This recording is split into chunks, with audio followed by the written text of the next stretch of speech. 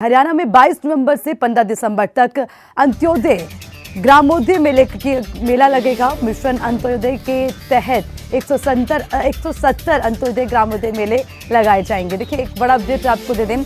हरियाणा में 1 लाख बेरोजगारों के लिए रोजगार मिलेगा, क्योंकि इस दौरान एक खास शुरुआत होने जा रही है और हालांकि इसके लिए तैयारियां भी लगभग पूरी। अंत्योदय ग्रामोदय मेले के जरिए 1 लाख लोगों को रोजगार मिलेगा। देखिए, बड़ा अपडेट आपको दे दें। 22 नवंबर से होगी शुरुआत और 15 दिसंबर तक जो है इस मेले का आगाज होगा। इस मेले के आगाज के साथ ही बेरोजगारों को रोजगार मिलने की कई उम्मीदें हैं। देखिए, बताया जा रहा है कि 1 लाख लोगों को रोजगार मिलेगा, रोजगार का साधन माना जा रहा है। तो ये बड़ा ऐलान आपको बता दें और उसी के साथ 22 नवंबर से इसकी शुरुआत होने जा रही है। मुख्यमंत्री मनोहर लाल ने आज पिंजौर स्थित कामधेनु गौशाला सेवा सदन में गोपाष्टमी पर्व पर लोकार्पण समारोह के अवसर पर गमला प्रयोगशाला का उद्घाटन किया और इसके बाद मुख्यमंत्री ने जैविक उत्पादों का निरीक्षण किया और गाय को गुड़ खिलाई। साथ ही हरियाणा गौ सेवा आयोग द्वारा आयोजित गोपाष्टमी पर्व पर लोकार्पण समारोह में गौ माता का आशीर्वाद लेकर सभी के कल्याण की प्रार्थना की। चलिए बढ़ेंगे आगे। पद्मश्री वीरेंद्र सिंह उर्फ गूंगा पहलवान ने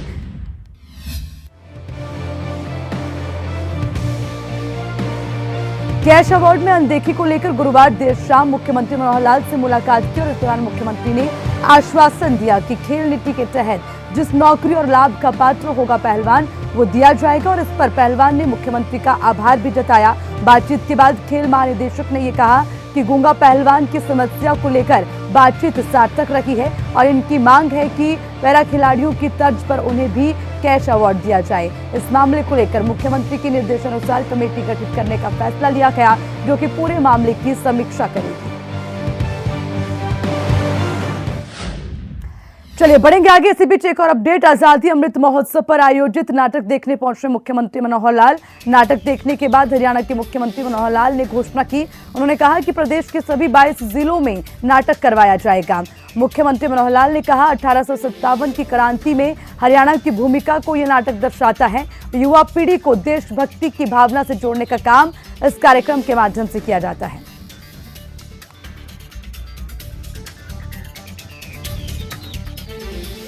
हरियाणा का वीर देश की रक्षा करने में कभी पीछे नहीं हटता है,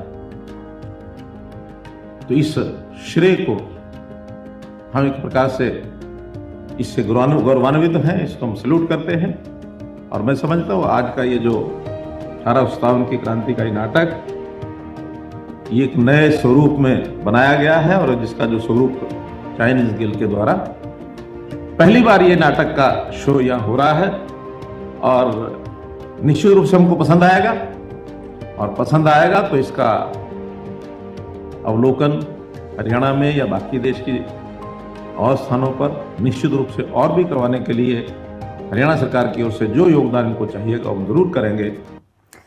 तो वहीं कृषि कानून के विरोध में लगभग 1 साल से धरने पर बैठे किसान नेता कानून वापसी की मांग को लेकर घर वापसी का रास्ता बताते नजर आ रहे हैं। किसान नेताओं के इन्हीं बयानों पर अब हरियाणा के गृह मंत्री अनिल विज ने बड़ा बयान दिया। अनिल विज ने किसानों को बड़ी नसीहत देते हुए कहा कि प्रजातंत्र में हर मुद्दा बातचीत से हल होता है, लेकिन अज्ञान कारणों से ये बातचीत के लिए आगे नहीं आ रहे। अनिल विज ने किसान नेताओं को सवालों के घेरे में लाकर खड़ा करते हुए कहा कि ये किसान हितैषी नहीं है। अब किसानों को अपने नेतृत्व से ये पूछना चाहिए कि 1 साल से घरों से लाकर किसानों को धरने पर, सड़कों पर जिस मुद्दे को लेकर बिठाया हुआ है, जिस मकसद को लेकर आंदोलन किया जा रहा है, उसमें कितनी प्रगति हुई।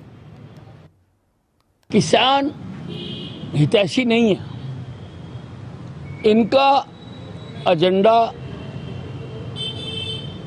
कुछ और है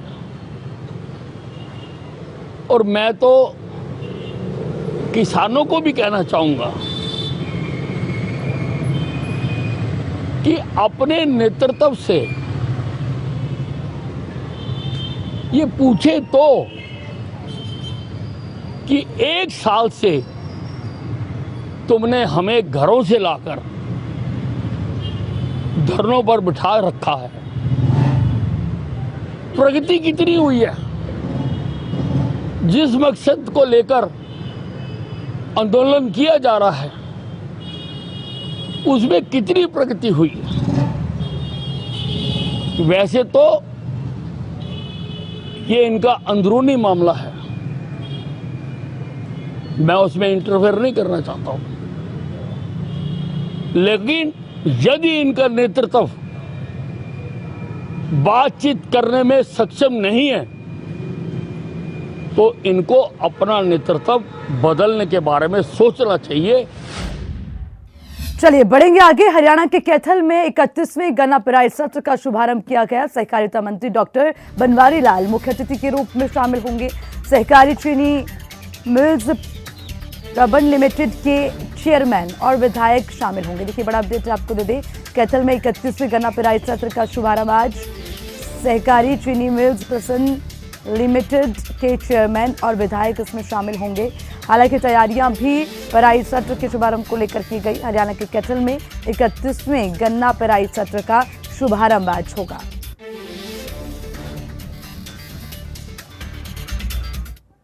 चलिए बढ़ेंगे आगे। बाल दिवस के उपलक्ष्य में होगा राज्य स्तरीय प्रतियोगिताओं का आयोजन। बड़ा अपडेट आपको दे दें, बाल दिवस के उपलक्ष्य में राज्य स्तरीय प्रतियोगिताओं का आयोजन होगा। माइलस्टोन सीनियर सेकेंडरी स्कूल में आयोजन किया जाएगा। प्रतियोगिताओं का शुभारंभ कैथल उपायुक्त प्रदीप दहिया करेंगे। जिला बाल कल्याण अधिकारी बलबीर चौहान ने ये तमाम जानकारी साझा की। बाल दिवस पर राज्य स्तरीय प्रतियोगिताएं। चलिए बढ़ेंगे आगे। अंबाला रेलवे स्टेशन समेत कई रेलवे स्टेशनों को बम से उड़ाने की धमकी मिली है। आपको ये बता दें कि लश्कर-ए-तैयबा के नाम से एक पत्र आया है जिसमें 26 नवंबर और 6 दिसंबर को बम धमाके करने का दावा किया गया है। अंबाला कैंट के अलावा यमुनानगर, शिमला, चंडीगढ़, सहारनपुर समेत कई रेलवे स्टेशनों को उड़ाने की बात लिखी गई है। इस लेटर के बाद पुलिस ने अलग अलग टीम बनाकर लेटर भेजने वाले को पकड़ने की मुहिम तेज कर दी है। चलिए बढ़ेंगे आगे। सोनीपत से अपडेट आपको दे दें, महिला पहलवान निशा और उसके भाई की हत्या का मामला दिल्ली पुलिस स्पेशल सेल ने आरोपी और उसी के साथ सचिन को गिरफ्तार कर दिया है।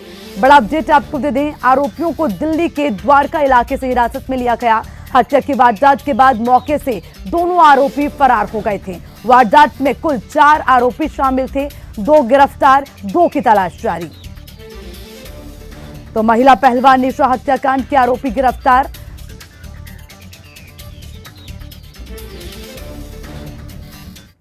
चलिए बढ़ेंगे आगे। धर्मनगरी कुरुक्षेत्र के सरकारी अस्पतालों के डॉक्टरों ने अपनी मांगों को लेकर सांकेतिक हड़ताल की और ड्यूटी छोड़कर 2 घंटे सरकारी एलएनजेपी अस्पताल परिसर में धरना शुरू कर दिया। इस दौरान डॉक्टर की हड़ताल से मरीज धक्के खाते दिखे। मामले पर मेडिकल एसोसिएशन महासचिव डॉक्टर प्रदीप ने यह कहा है कि प्रदेश कार्यकारिणी के दिशा निर्देश पर अगली रणनीति तय की जाएगी।